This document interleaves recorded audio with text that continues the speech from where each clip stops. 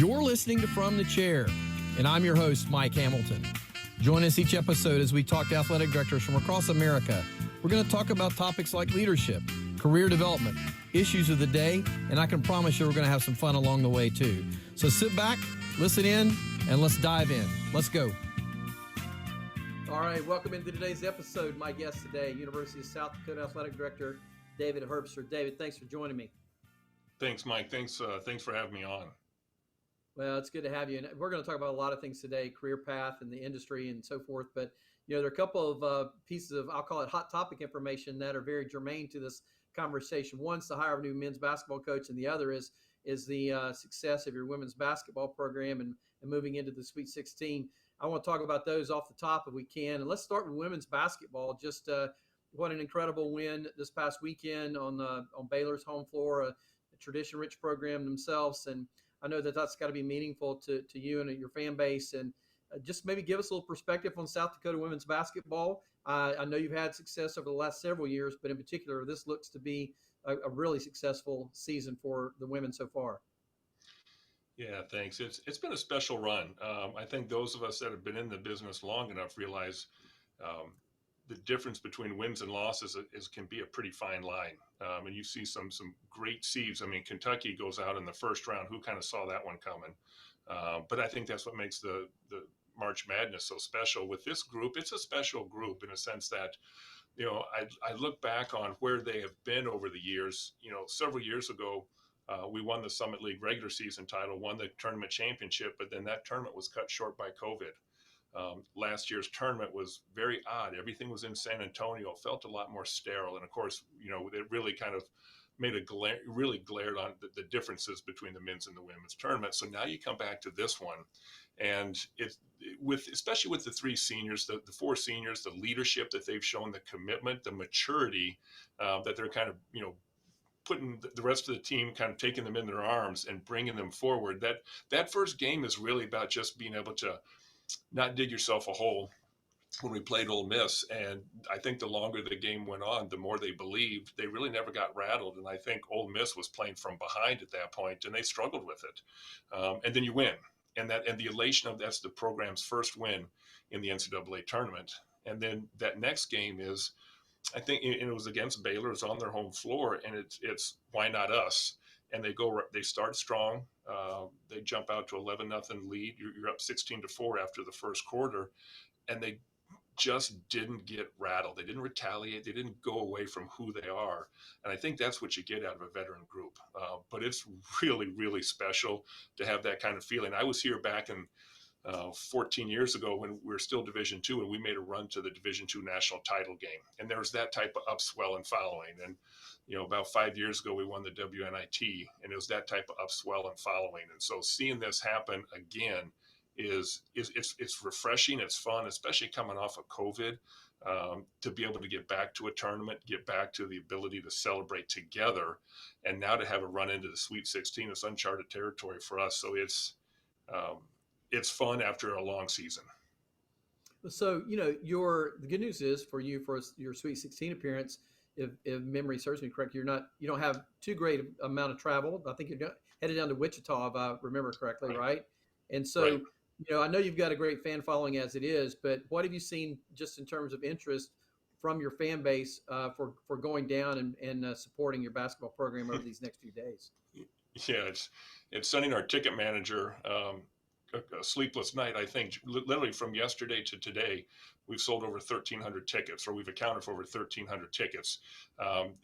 Between being on the phone, we set up a kind of a system where they could basically email in, let us know what they wanted, and we're just kind of accounting for it now. We'll bill them later, but we're just trying to take care of all the requests.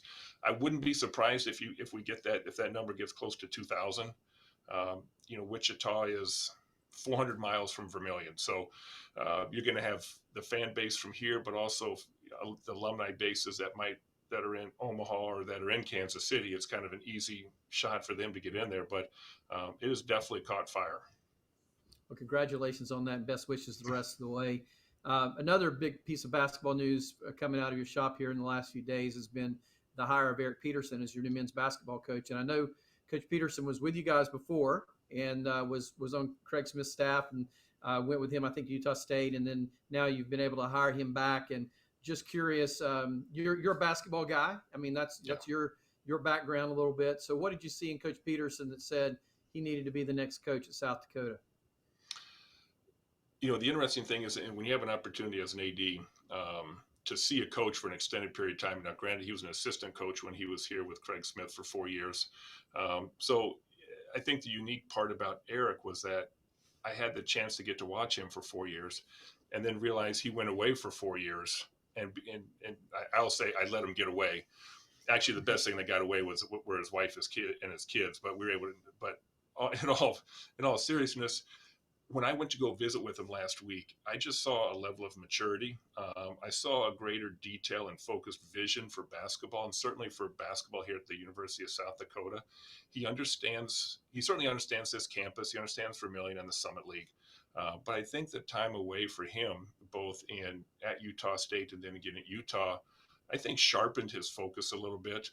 As I got done talking with him, I realized that, hey, this is someone that I would want to have coach my kids. I was pretty confident about his X's and O's, and we went through X's and O's. You know, you pull the whiteboard out, and I always ask him, show me your philosophy. I want you to be able to teach me, because if you can teach me, that means you can teach your players, and that they can buy into why they're doing certain things. I think his recruiting philosophy about what it takes to win at this level in the Midwest, certainly academically, I understand he was the one that kind of focused on the academics when he was on staff here before. I really like, and this is a difficult thing because, you know, Mike, and you know this too, a lot of coaches will talk about it when they interview you about how engaged they want to be in the community. And then once you get them on campus, they're not engaged in the community. Like they want to be. But with Eric, I think it really is different. He was engaged when he was here. His wife was the chamber director here in Vermilion when they were here before, so she probably knows more people in Vermilion than he does. But with young kids and bringing them to Vermilion, and what some of the things that he's passionate about, really about mental health and mental wellness. Those are things that we're working on as a department that he can really be an advocate for. And I also realize that he's really good in the living room. He's honest, and he'll spend the time with the players. And those are the things that you really need to develop that locker room, to develop that culture. Yeah. So I want to play off his having been there before for just a second to ask you a question. I did some work with some assistant basketball coaches and some coordinators in football at one point, and we talked a lot about when you're in the job and you're on a campus, you tend to be highly focused on the recruiting and the efforts of what the head coach is asking you to do. But when you're in that role, you need to also occasionally take a moment to lift your head up and look around and see the relationships that are in the department for a couple of reasons. One is the possibility of others who work alongside of you perhaps being asked at some point for a reference and how they interacted with you and the kind of person you were, the kind of human you were. And then your own desires to grow as an employee, meeting other athletic administrators, knowing that some of those athletic administrators may go on to be athletic directors, right? And so we're talking, the primary audience for this podcast is folks who work in athletic administration. So if you can think about the application to assistant and associate ADs who are working in your department or other departments around the country, they have a high degree of focus on their task. It could be development, it could be compliance, whatever. But I think that as it relates to their own career aspirations, part of it is doing the job that's at hand, but also it's how do you make contacts, how do you engage with others on the staff, knowing that those folks may be asked someday, what kind of person is David? What kind of person is Mike? And so you've been an athletic director now at 3 different places, and you've hired a lot of folks along the way, that kind of thing. But what would your counsel be for those who are going about their craft in junior roles or assistant and associate AD roles, who might aspire to be an athletic director one day? How do they do what they're supposed to do, but also be mindful of the relationships that are around them? That's a long question, but it's not really a complicated question, I don't think. Yeah, no, it's not. It's actually a really good question. I think the first part of it, you have to treat everybody with respect. I want to know that you're going to treat the custodian and the facility worker the same way that you would treat the president of the university. It's the little things that you do when you don't think anybody's looking that truly defines you. And in some cases, someone's looking, you just really don't know it. Someone told me a long time ago, you almost have to look at each and every day as a job interview, not only for the job that you're in, but the job that you don't know you have or that you want yet. And so it's tough, right? Sometimes to have that maturity at a young age. You can't pile it, the tough part too, I think sometimes, and maybe I've seen it more in the last year and a half as we've it's been kind of stressful with COVID and everything that everybody's had to deal with. But I find it that people are too easy to pile on. When you're having an issue with someone, everybody just likes to pile on that one person. And I've always been that one I just realize if you're around those, and if you surround yourself with people that are going to talk about others, pile on others, when you're not in the room, that's probably that's what you're going to be, that next target, right? And so I look at it, and if I give anybody advice in this thing is treat everybody with respect. It's not what you do. In some cases, it's how you do it. No job is too small. And sometimes you just have to work to get the job done. And a lot of those qualities, frankly, I saw in Eric. Eric Peterson has a unique, I think, attribute, and basketball coaches will probably laugh at this, but when he was at Williston, he was the basketball coach and the athletic director. Now, I kidded him, and I'm like, that's like the fox watching the hen house. But he took that responsibility seriously, because he goes, I'm not just responsible for my guys and these 15 guys. He goes, I could technically fire myself, but you're responsible for 250 kids. And that's an awesome responsibility that, as an administrator, when you're looking at coming up in this world, is one of the things that you have to realize. However big your athletic department is, you have, let's say it's 400 student athletes. You got 400 student athletes, 400 sets of eyes looking at you, waiting for the guidance. But on top of that, you also have, you can more than double that, because you have parents that are entrusting you with their most prized possession, and that's their baby. And those are the things that, especially as an administrator, you look at. And if the goal is to be an athletic director, you have to understand that and take that part of it seriously. And maybe I take it more seriously when I sent my daughter off to college. I've had one through college, one that's playing soccer in college, and my youngest one's a junior. But it never became more real for me sitting down in those conversations with parents until I actually had to trust my baby with somebody else. Yeah. Well, and you've been a student athlete yourself, right? So Right. you've had that experience, and then now as a parent, and so you played basketball for Virginia Tech. You're a team captain there, so obviously leadership and being a leader was something that was a tenet in your career from the very get-go. And then you've worked for the most part in the Midwest in your career, if I'm not mistaken. And so, Right. how did you enter this college athletic administration space from having gone to Tech, and then now your career primarily in the Midwest? I'm curious about that path a little bit.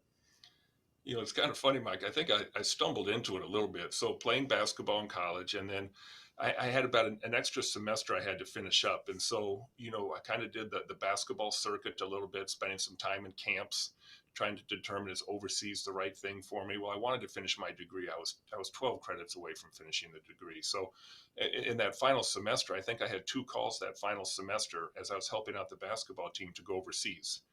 I said, you know what, I've come this far. I told my parents I'd finish my degree. That'll be there when I get done. Well, it wasn't there right away, and I had no idea what I was going to do. And the athletic director, Dave Brain, at Virginia Tech at the time, kind of took a chance on me. And I'm in grad school working in the athletic department in the sports marketing office, and I had 2 more calls come in for me to go overseas. I can't there's some people that, kind of moved some things around just to allow me the opportunity to go to grad school. I'm not going to disappoint them. I'm not going to turn my back on them. Basketball would be there when I'm done.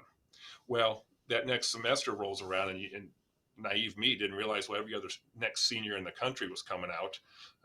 And I just kind of, I started to love what I was doing.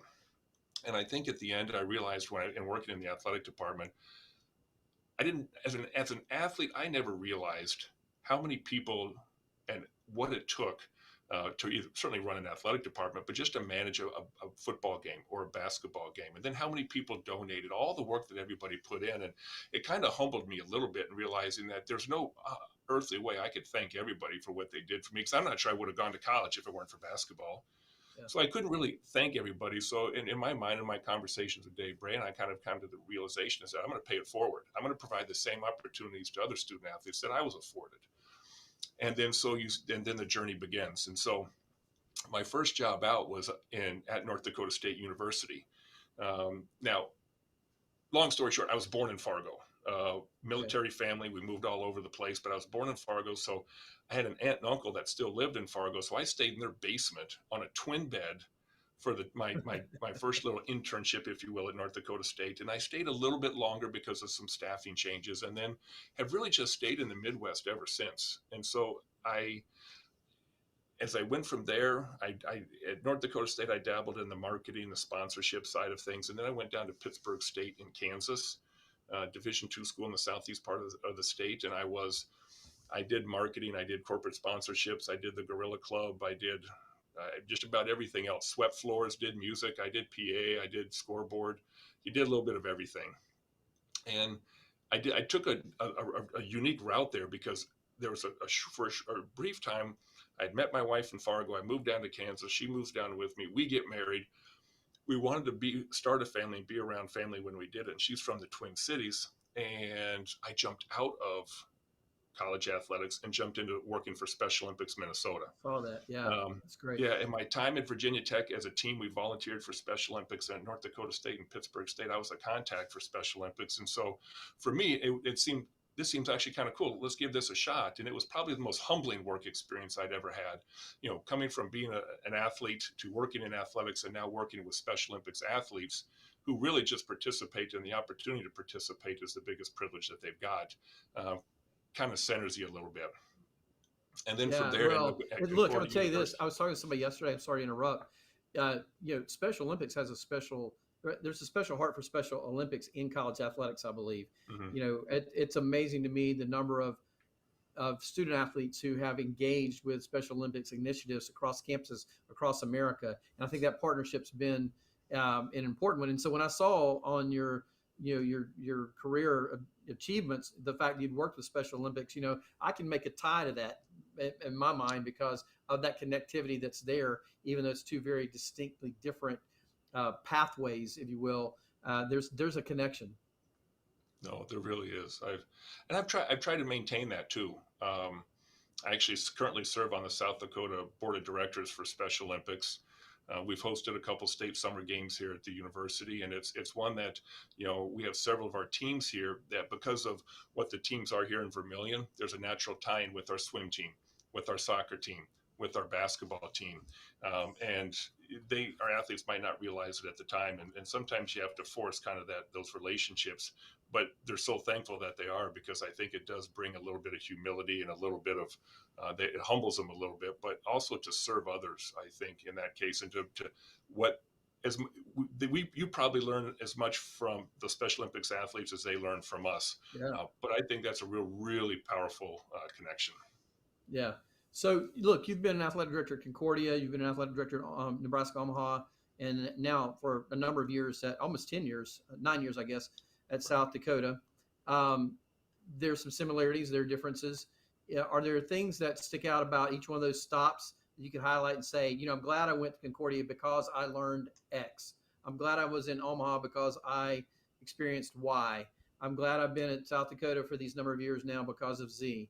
Or are there things that stick out as maybe one or 2 points at each of those stops that have formed who you are as a leader?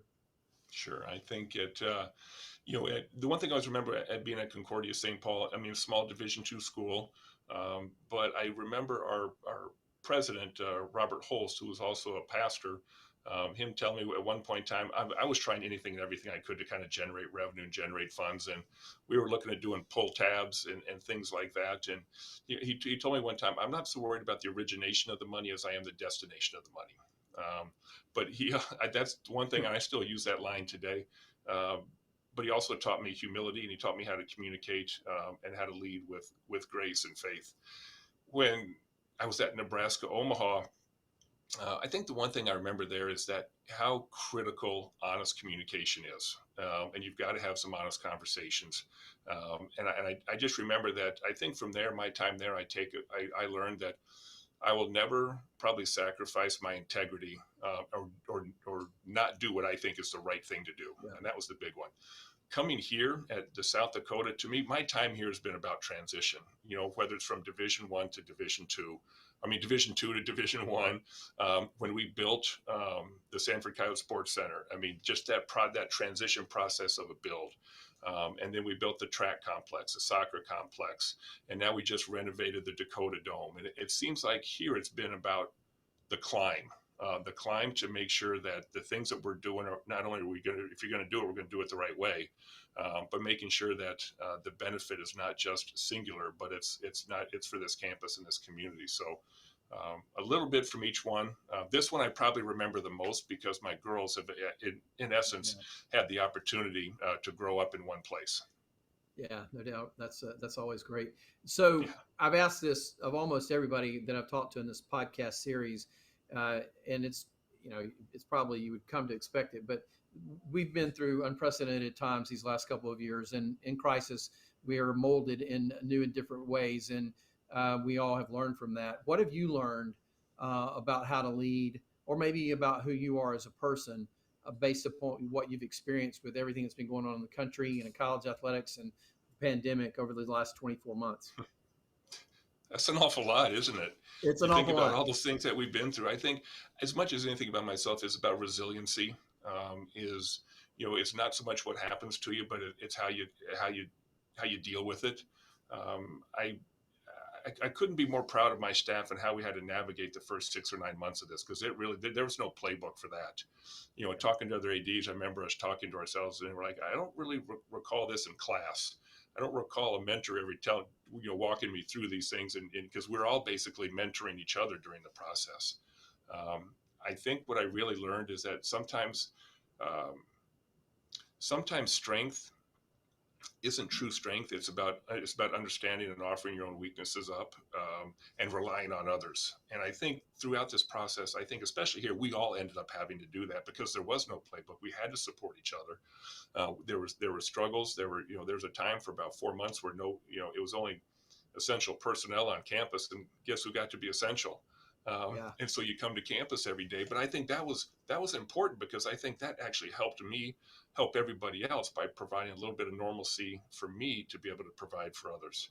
So I think in some cases it'll be interesting, Mike, as let's get out another year or two, and then you'll kind of look back and reflect, and did we really come out better, or is that just a blip and we forgot all those lessons that we learned? Yeah. Well, look, this is definitely a time for reflection and moving forward. There's no doubt about that. So you mentioned a minute ago your significant role in improving on building facilities there in South Dakota. We're talking about coming out of the pandemic. We're talking about coming out of the social issues in the country. We're talking about your transition in basketball program. What are the 3 or 4 things as you look ahead to the next 24 months that become priorities for you based upon where you are today? It's interesting because we've talked about that a little bit, and I think part of it is just ensuring that our budgets are back to where they pre-pandemic numbers, and we've got a plan moving forward to further that a little bit.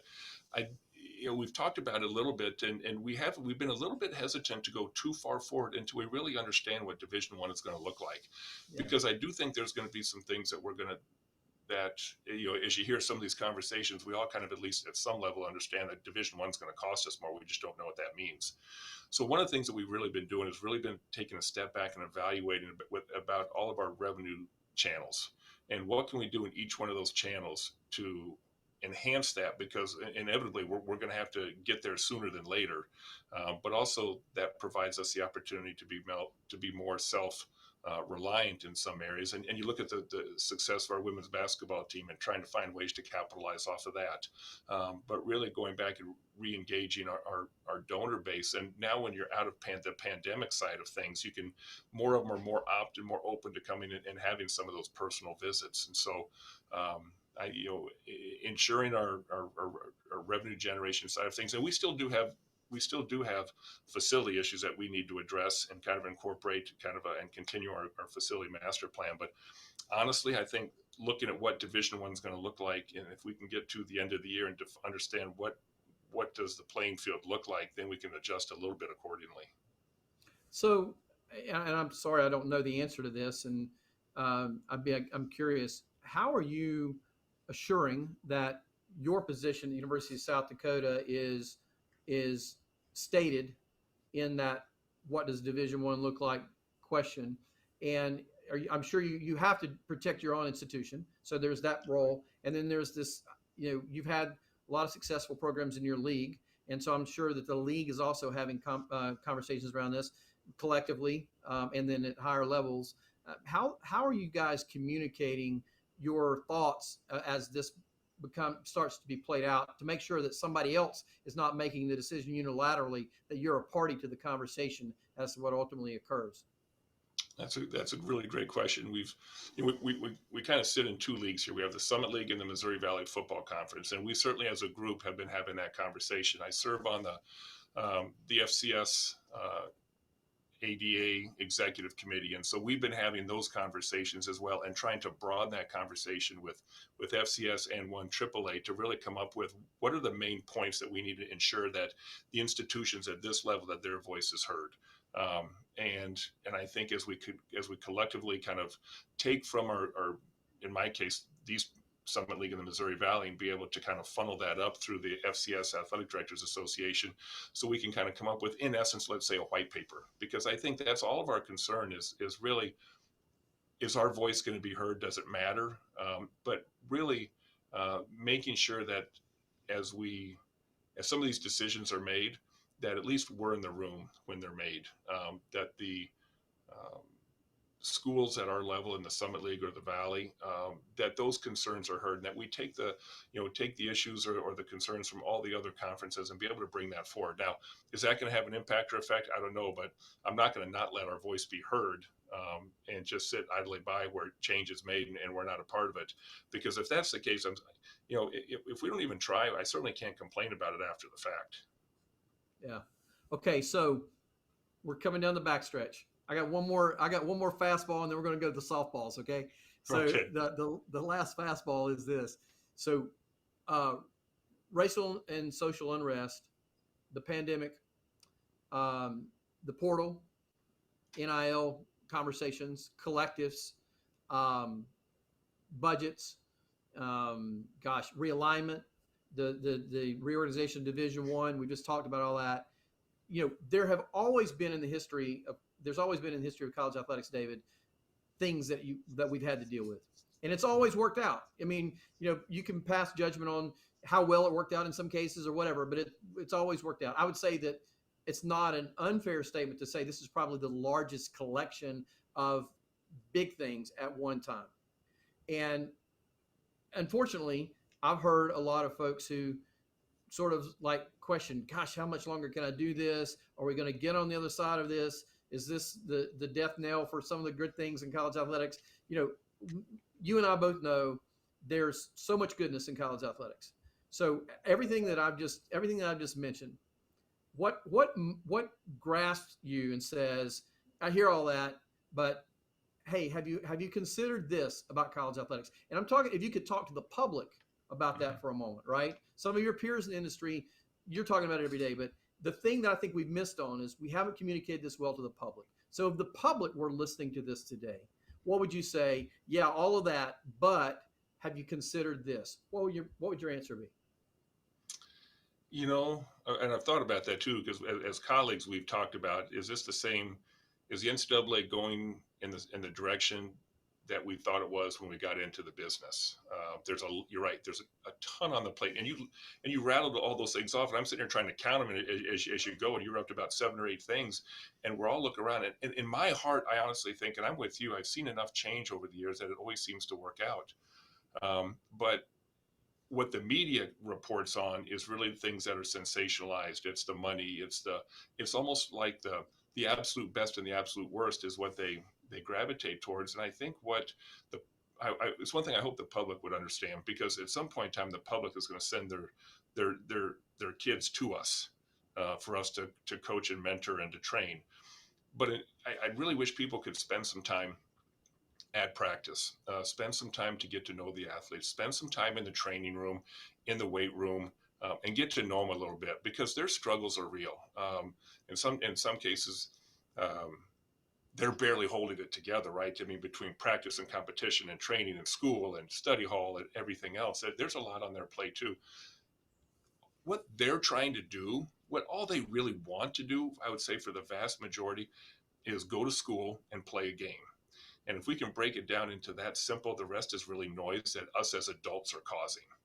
All they want to do is play tennis, play soccer, My daughter plays soccer at Concordia St. Paul. She's not doing it for an NIL or a collective. She does it because she enjoys soccer. And the vast majority of all of our athletes they do it.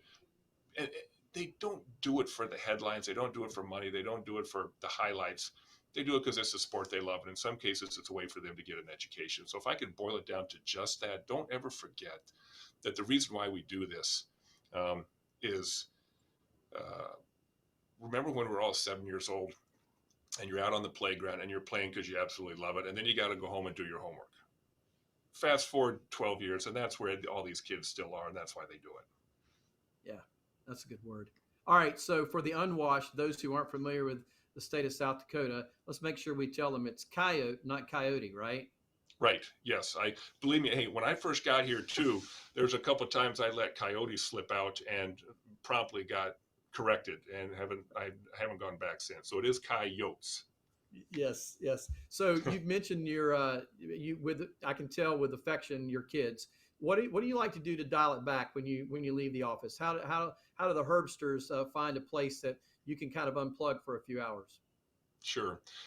It's funny because for so long, I think I just have one in high school right now. Us sometimes unwinding was going to a basketball game, going to a volleyball match, going to a soccer match. Now realize this, in South Dakota, when you're at an away game, it's not just 15 minutes away. It could be an hour and a half away. So sometimes the unwind was just in the car, having just some time to talk because, as you know, too, I mean, we're in these jobs and you're always going here. And even when you're at a basketball game, and you could be at a basketball game with your son or daughter, and are you really there with them when you're everybody else is kind of coming up and coming, and wanting a piece here and having a chance to have a conversation. So those times when we'd be in the car together, those times at those games, after the games, talking about the event, that was a chance for us to kind of relax and unwind. Now I got to figure this out, right? Because my youngest is a junior. So I only got one more year to do that.